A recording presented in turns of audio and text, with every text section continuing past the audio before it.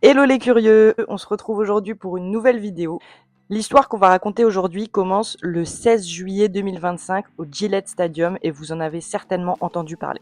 C'est un événement qui devait à la base être romantique, mais qui s'est finalement transformé en bombe médiatique.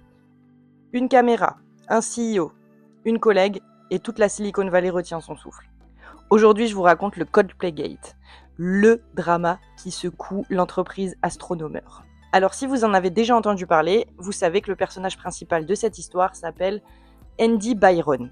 Andy Byron, c'est pas n'importe qui, puisque c'est le CEO d'une grosse entreprise qui travaille dans l'IA qui s'appelle Astronomer.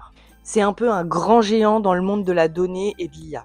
Il faut aussi savoir que sous sa direction, l'entreprise a doublé ses revenus. L'entreprise, depuis qu'il est à sa direction, rayonne. Lui, il est considéré comme un CEO ambitieux, exigeant, parfois trop, mais vraiment l'homme parfait pour être à la tête de cette entreprise.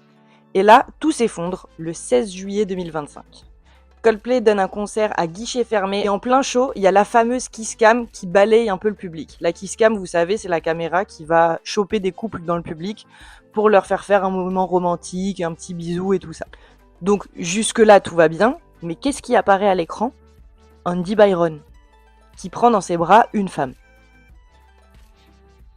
En fait, il s'avère qu'il enlace Christine Cabot, qui est pas moins que sa collègue de travail.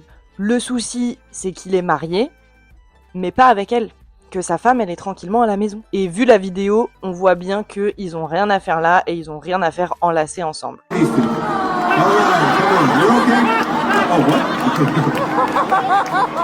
Parce que leur réaction, elle fait que confirmer ce que tout le monde pense, c'est-à-dire qu'il y a tromperie. En moins de 24 heures, la vidéo fait le tour du monde.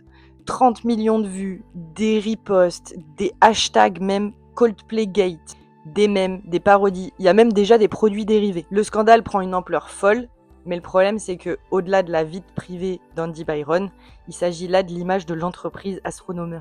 Le truc aussi, c'est qu'il y a un silence radio de la part d'Andy et de la part de Christine, les deux protagonistes de l'histoire, on va dire, puisque tous les deux sont complètement silencieux publiquement. Sauf que sur LinkedIn, il y a pas mal d'indices qui s'accumulent.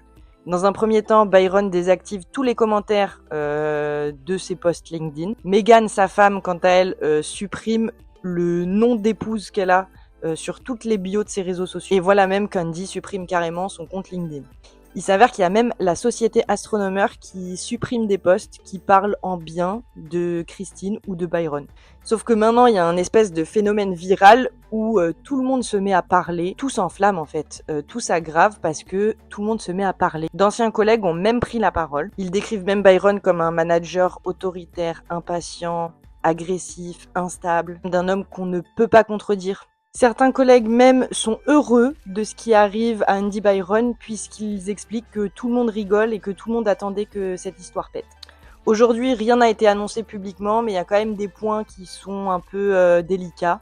Dans un premier temps, il y a la question de l'éthique interne qui se pose, puisque quand il y a une relation entre deux dirigeants d'une société, ça pose des questions sur la gouvernance, tout simplement. Le climat social de l'entreprise est assez tendu, puisqu'il y a plein de sujets qui reviennent, notamment le management toxique que Byron avait. Et évidemment, les investisseurs et les clients se demandent si on peut faire confiance à l'entreprise, étant donné que les deux grands patrons à la tête de celle-ci mentent et ont une double vie. Il y a la question de est-ce qu'on peut encore faire confiance à cette entreprise, puisque les gens qui sont à la tête ne sont pas honnêtes.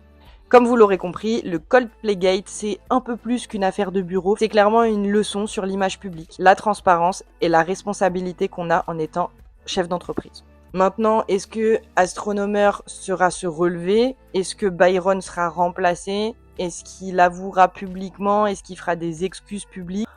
En tout cas, ça replace vraiment les choses dans leur contexte, puisque dans un monde où tout peut être filmé, où s'arrête vraiment la vie privée ?